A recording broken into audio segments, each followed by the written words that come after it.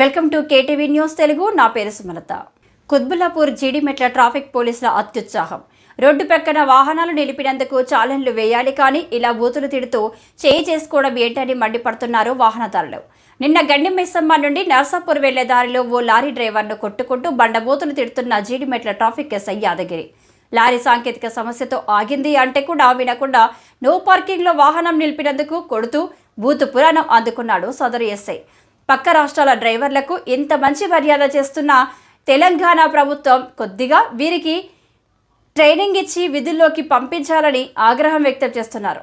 ఇలాంటి వారిపై కఠిన చర్యలు తీసుకోవాలని కోరుతున్నారు వాహనదారులు.